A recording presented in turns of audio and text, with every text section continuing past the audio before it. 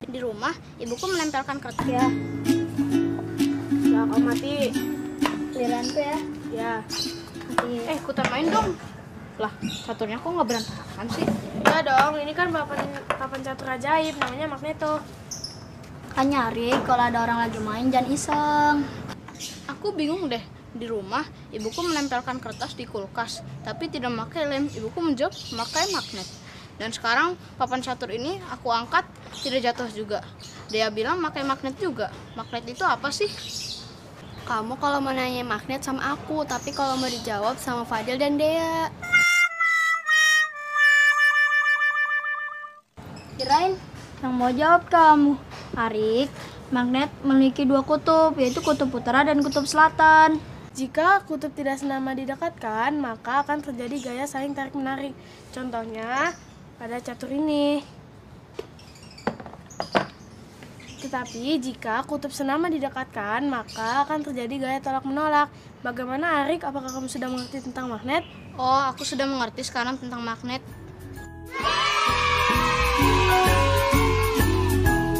Sudah, jalan lagi ya. Ya. Halo Sobat X Science, senang sekali Kak Herman dapat berjumpa kembali dalam program kesayangan kita, X Science, Eksplorasi Sains. Sobat X Science, jika sebuah magnet kita potong terus-menerus, maka kita akan mendapatkan magnet-magnet kecil. Magnet-magnet kecil ini disebut sebagai magnet elementer, alias magnet domain, yang memiliki sifat dapat menarik beberapa benda. Tapi ada juga loh benda-benda yang tidak dapat ditarik oleh magnet. Nah, sekarang mari kita perhatikan perbedaan berikut ini. Magnet bisa menarik paku dan klip kertas. Namun, magnet tidak dapat menarik sendok plastik dan ranting. Paku dan klip kertas termasuk benda magnetis, sedangkan sendok plastik termasuk benda non-magnetis. Jadi, apa kesimpulannya? Kesimpulannya adalah benda magnetis adalah benda-benda yang dapat ditarik oleh magnet, sedangkan benda non-magnetis adalah benda-benda yang tidak dapat ditarik oleh magnet. Jadi begitu sobat. Sobat X Science, sekarang kita simak apa saja sih sifat-sifat magnet itu. Yang pertama, magnet menarik benda magnetis. Benda yang dapat ditarik oleh magnet disebut benda magnetis. Contohnya seperti paku, peniti, penjepit kertas. Sebaliknya, benda yang tidak dapat ditarik oleh magnet disebut benda non-magnetis, seperti kayu, kertas, dan batu.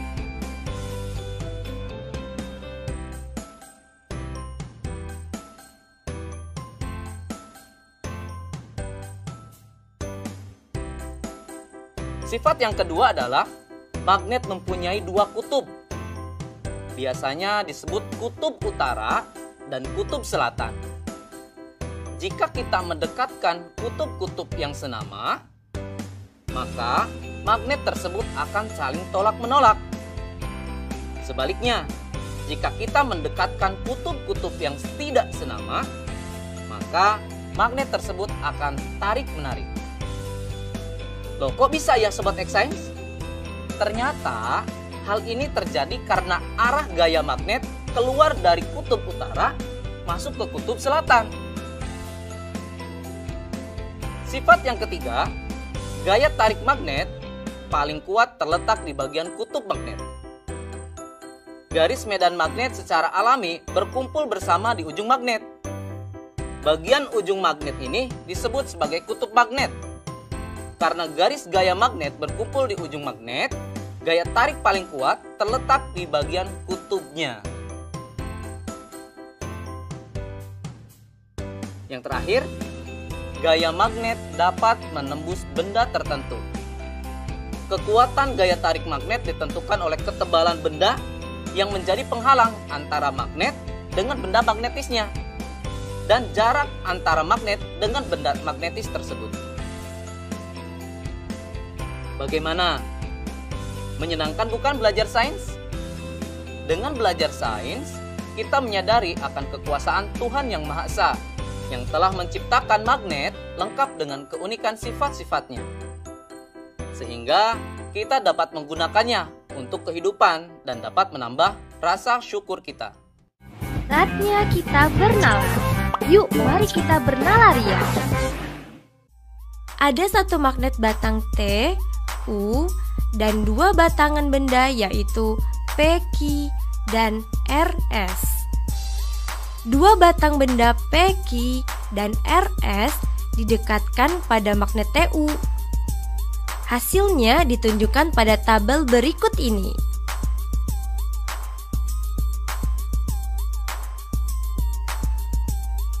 Apa yang dapat kamu simpulkan mengenai dua batang benda P, Q, dan RS tersebut? Coba jelaskan.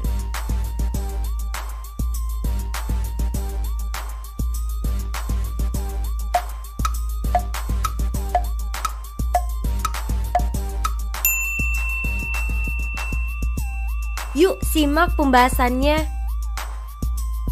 P, Q adalah magnet, sedangkan RS adalah benda magnetis. P, Q adalah magnet karena ketika ujung P didekatkan dengan ujung T, terjadi saling tarik-menarik. Sementara ketika ujung P didekatkan dengan ujung U, terjadi saling tolak-menolak. Begitupun ketika ujung Q didekatkan dengan ujung T, terjadi saling tolak-menolak. Sementara ketika ujung Q didekatkan dengan ujung U, saling tarik-menarik. RS adalah benda magnetis karena ketika semua ujung batang didekatkan ke ujung magnet TU, terjadi saling tarik-menarik.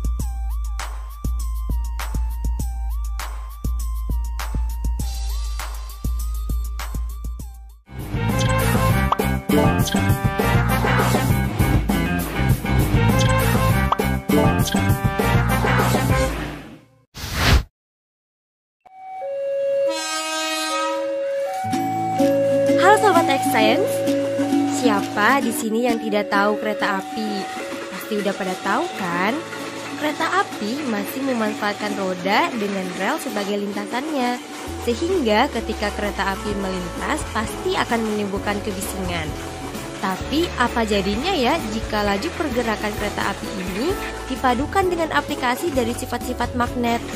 Apakah mungkin manfaat dan sifat-sifat magnet dan kereta api dapat disatukan? Bakal jadi apa ya? Penasaran kan? Yuk mari kita simak penjelasan narasumber berikut. Halo Sobat X-Science, kembali lagi dalam program kesayangan kita, X-Science, Eksplorasi Sains. Sobat X-Science, kalian tahu nggak sih apa itu kereta maglev? Dalam bahasa Indonesia, kereta maglev disebut dengan kereta levitasi magnetik atau sering juga disebut dengan kereta magnet. Seperti namanya, prinsip dari kereta magnet ini memanfaatkan gaya magnet untuk mengangkat kereta sampai mengambang alias melayang dan tidak menyentuh rel, sehingga gaya gesek dapat dikurangi. Selain itu, kereta ini juga memanfaatkan magnet sebagai kekuatan pendorongnya. Dengan kecilnya gaya gesek dan besarnya gaya dorong, kereta ini mampu melaju dengan kecepatan sampai 600 km per jam. Jauh lebih cepat dari kereta biasanya. Luar biasa ya kekuatan magnet jika dimanfaatkan pada kereta. Nah, sekarang bagaimana jika diterapkan pada bidang yang lain ya? Saatnya kita seru-seruan bereksperimen dengan menggunakan magnet, yaitu pensil melayang. Loh, kok bisa pensil melayang? Pasti penasaran bukan? Yuk kita mulai. Terima kasih Kak Herman. Alat dan bahan yang dibutuhkan pada eksperimen ini adalah sebagai berikut: pensil, magnet berbentuk ring, karet alat. Langkah-langkahnya adalah sebagai berikut. Tempatkan 4 magnet berbentuk ring pada kasur karet. Upayakan kutub yang menghadap ke permukaan senama dengan kutub magnet yang dipasang nantinya pada pensil. Masukkan 2 ring magnet pada pensil.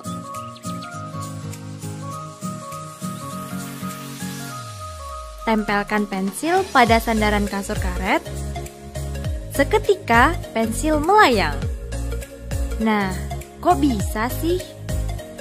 Sekarang, mari kita amati yang terjadi. Wah, pensilnya melayang. Seru sekali ya, sobat.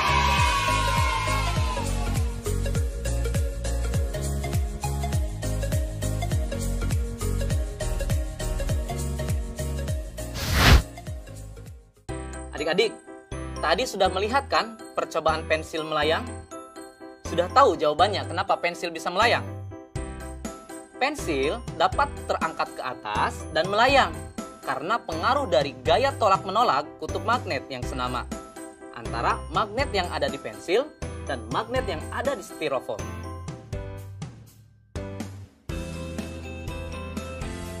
Nah, sekarang selamat mencoba di rumah ya. Sampai jumpa di eksplorasi sains berikutnya.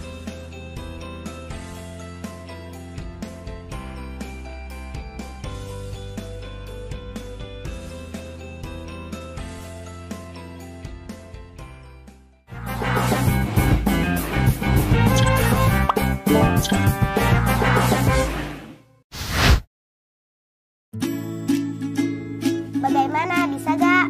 Bisa dong, caranya kita gabungkan kabel ini ke bohlam. Lalu kita hubungkan ujung kabel yang lain ke bawah baterai.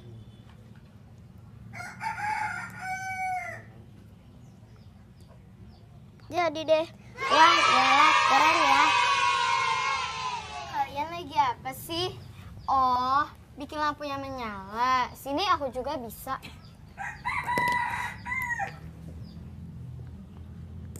Lihat ya. Simsalabim, menyala. Lah, kok tidak menyala? Pantas kau lupa.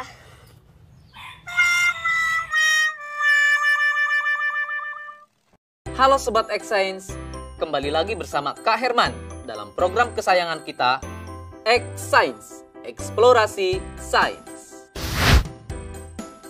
Sobat X-Science, tahu tidak kenapa bohlam bisa menyala ketika dihubungkan dengan baterai menggunakan kabel? Itu karena ada arus listrik yang mengalir. Nah, arus listrik itu mengalir dari kutub positif ke kutub negatif, atau dari tegangan yang lebih tinggi ke tegangan yang lebih rendah. Bagaimana ya dengan larutan? Bisa tidak menghantarkan listrik? Baik adik-adik, kita buktikan yuk dengan eksperimen. Sobat X-Science, eksperimen kita kali ini adalah percobaan larutan elektrolit dan non-elektrolit. Alat dan bahan yang dibutuhkan dalam eksperimen ini yaitu toolkit listrik yang berisi gauge-meter, aquades, air garam,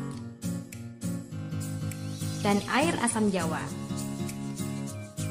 Setelah semua alat dan bahan tersedia, maka langkah selanjutnya, masukkan ujung kabel ke larutan aquades, lalu amati jarum pada meteran alat atau disebut gauge. Tidak bergerak. Setelah itu, ulangi proses kegiatan dengan menggunakan larutan air garam dan larutan asam jawa. Perhatikan pergerakan jarum pada gauge meter.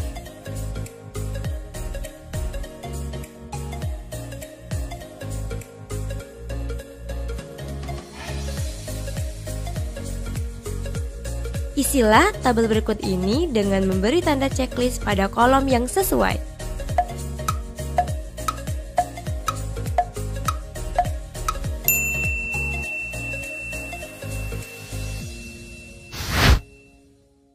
Sobat X-Science, sekarang kita simak ya penjelasan hasil eksperimennya. Ternyata ada dua macam larutan berdasarkan kemampuannya dalam menghantarkan arus listrik. Larutan yang tidak menghantarkan arus listrik disebut larutan non-elektrolit. Sementara larutan yang bisa menghantarkan arus listrik disebut larutan elektrolit. Kok bisa demikian ya adik-adik? Begini, kakak jelasin ya. Larutan non-elektrolit tidak dapat menghantarkan arus listrik karena di dalamnya tidak ada ion. Contohnya air Aquades atau air murni. Makanya tadi dalam percobaan jarum pada gauge meter tidak bergerak. Sekarang, bagaimana sih larutan yang dapat menghantarkan arus listrik? Larutan elektrolit terbentuk dari terlarutnya senyawa elektrolit dalam peralut air, di mana senyawa itu terurai sempurna membentuk ion positif atau disebut kation dan ion negatif atau disebut anion. Pada saat arus listrik melewati larutan elektrolit, ion-ion dalam larutan menghantarkan arus listrik, seperti layaknya dalam kabel. Nah, Sobat X-Science, sekarang kita lihat larutan garam dan larutan Aquades. Jarum pada gauge meter bergerak pada larutan air garam. Ini menunjukkan kalau air garam dapat menghantarkan arus listrik. Kenapa bisa demikian? Garam atau NaCl ketika larut dalam air, garam tersebut akan terurai menjadi ion-ion, yaitu ion Na+ dan ion Cl-, yang kemudian mereka terurai, berpencar saat di dalam air. Begitu penjelasannya adik-adik. Menyenangkan bukan belajar sains? Sampai jumpa di eksplorasi sains berikutnya.